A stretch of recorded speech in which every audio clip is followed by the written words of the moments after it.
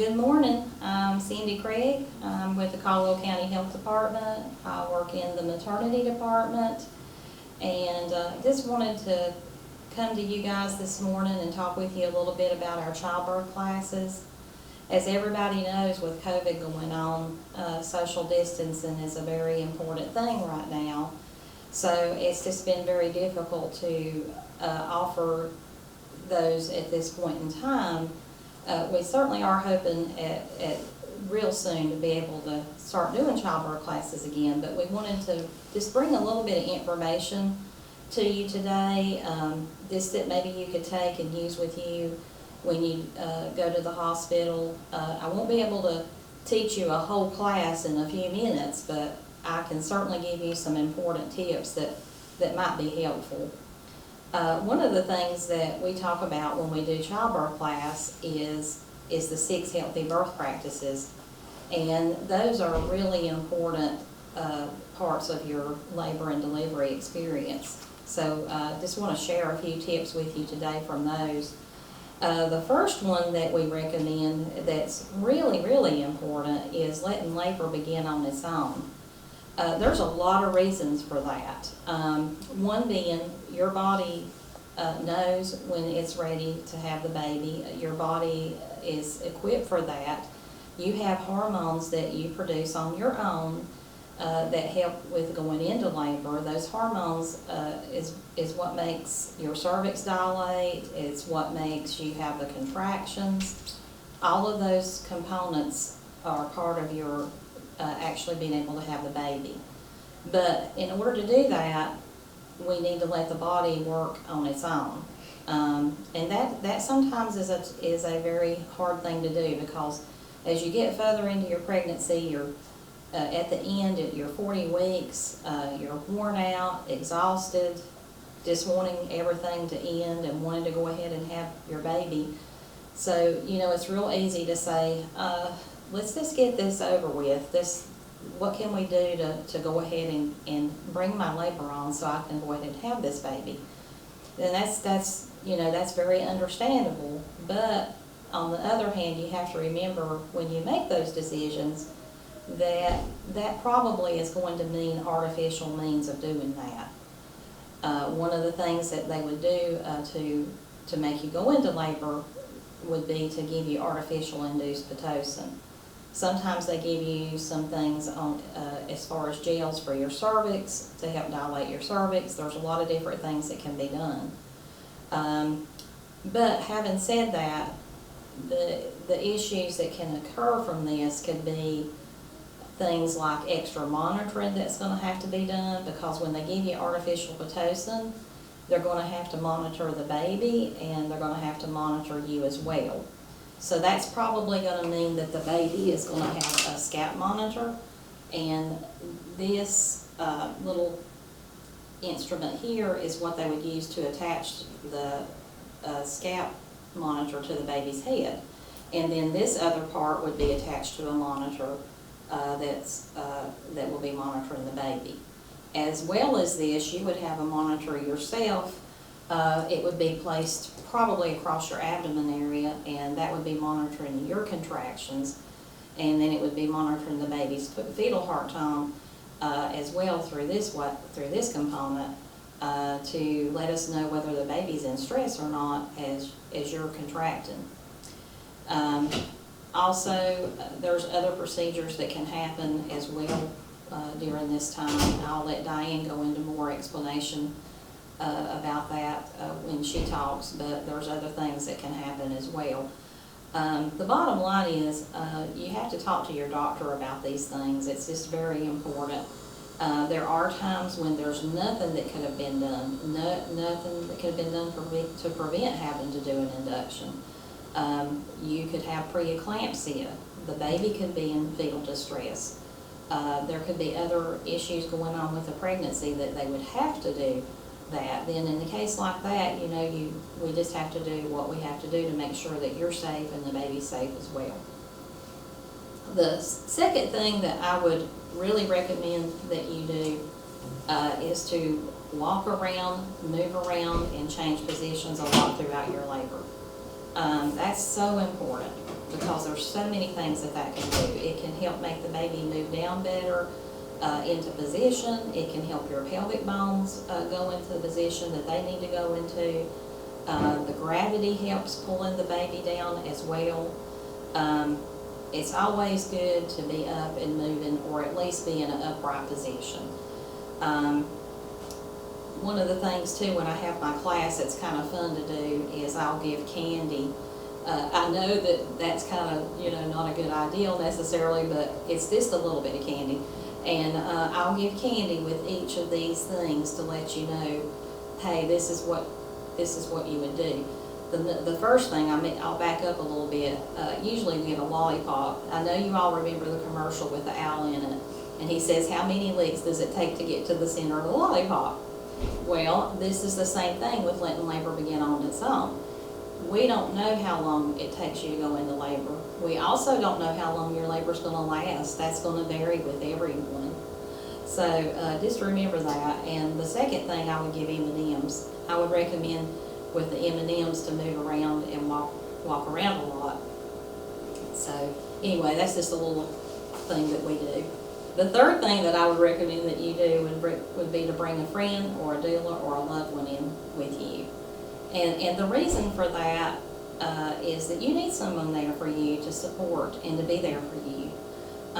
You need an advocate at times. There will be times in your labor experience that you may not be able to do a whole lot for yourself. You may not be able to speak for yourself. This is a person that you want to be able to trust, that's going to be able to be right there with you and help you through your experience and make it a happy experience and a healthy experience. The person that comes with you, what I would say to that person is remember to be kind to her. She's going through a very hard time. She's in labor, and that's the hardest job that she will ever have to do, is have this baby. So you need to be supportive of her. Don't ever laugh at her. Don't make fun of her in any way, because that's definitely not something that she needs to have when she's trying to go through a labor experience. If she tells you not to talk, don't talk, because there'll be times when she'll be really focused and really trying to get through contractions, and she may get irritated and irritable, but you need to be there with her and you need to help her get through this. There will be times that you'll need to bring her back into focus as she's going through her labor experience. You'll need to look at her and you'll need to say, hey, look at me. We can get through this. We can do this.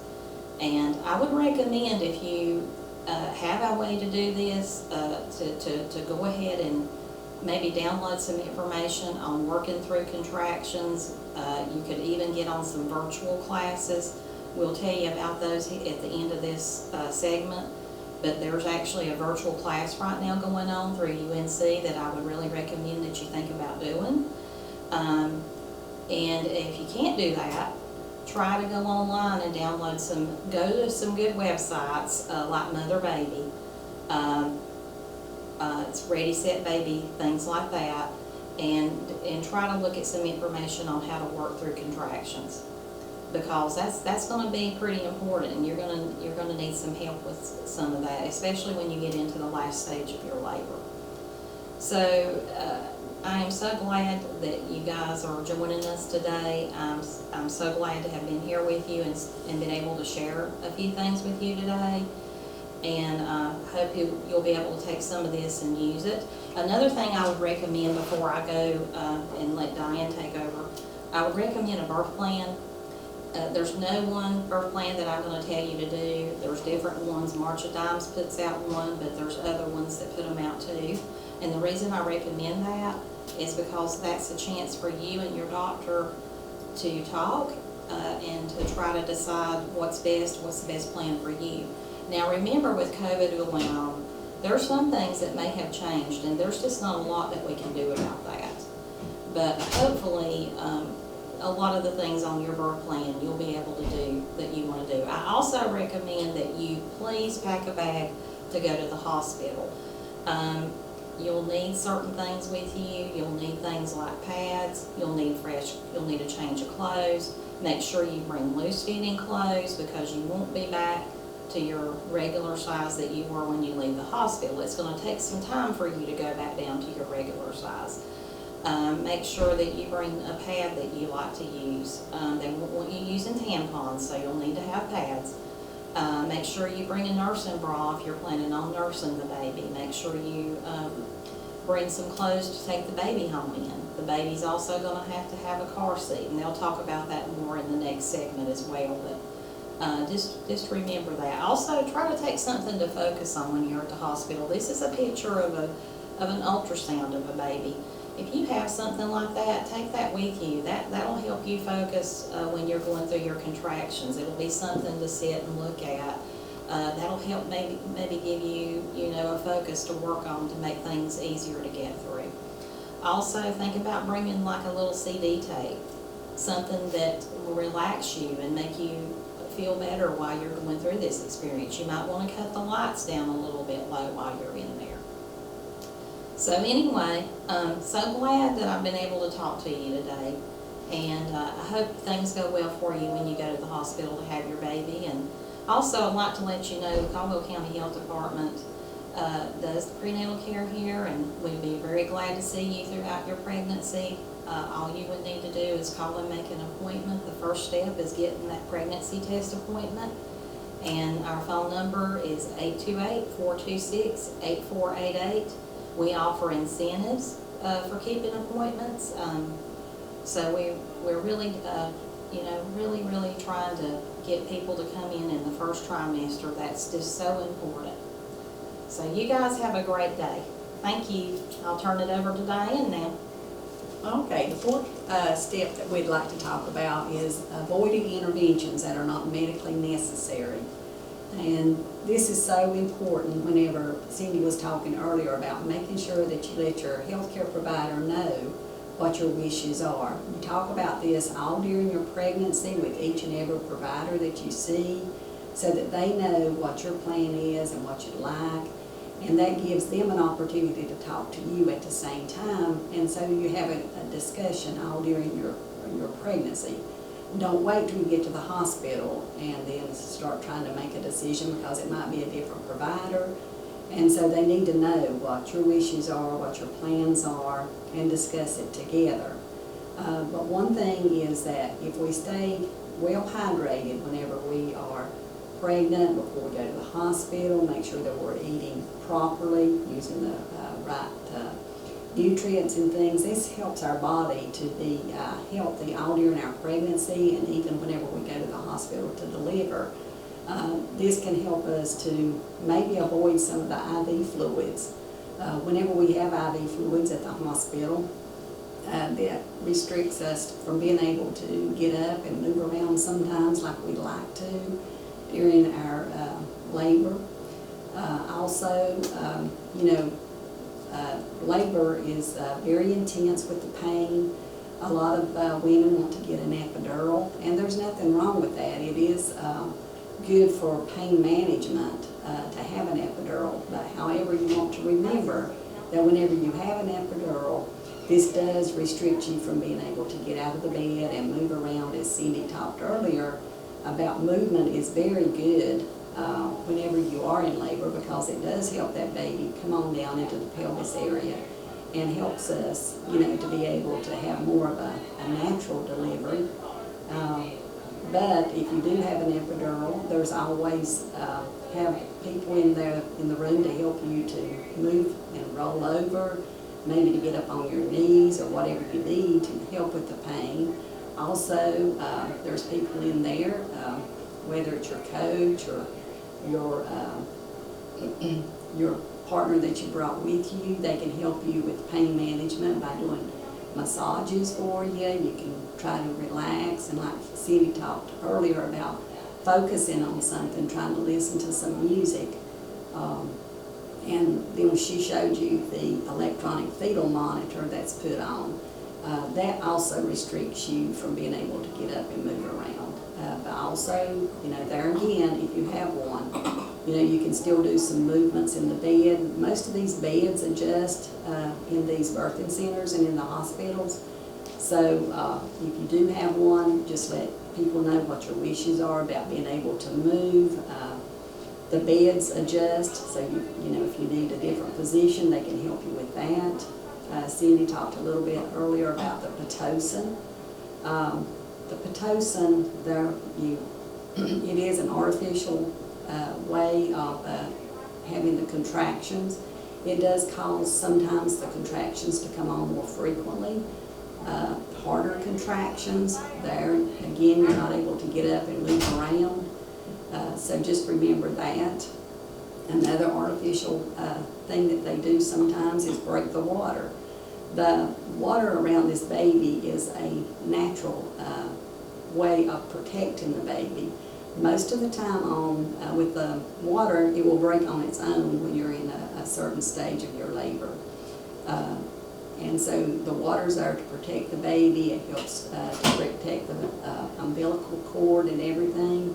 It's there to protect the baby against germs, but you know, it will break on its own usually, but sometimes the doctors will have to break the water for you. So those are just some of the things, interventions that may not be medically necessary, but there again, it's very important that you talk to your doctor about what your wishes are so that he or she knows.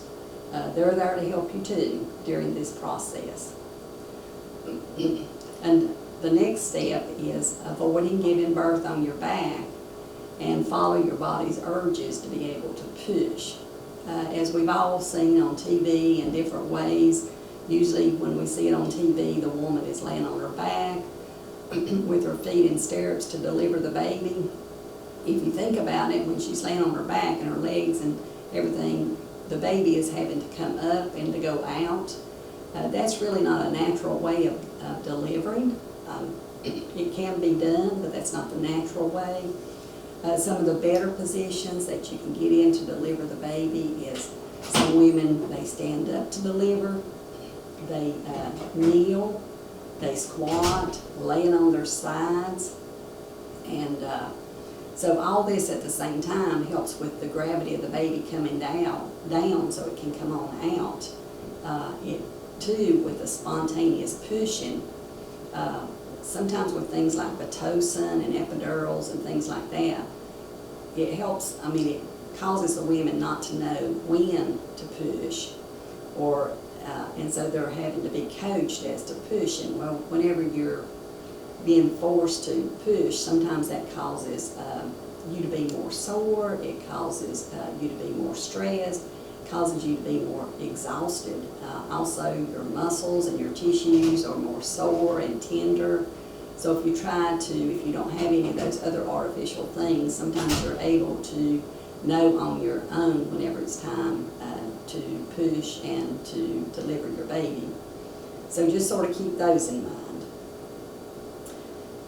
Now that the hard part's over, you've already had the baby, you've delivered, it's such a great joy, and you are extremely exhausted usually.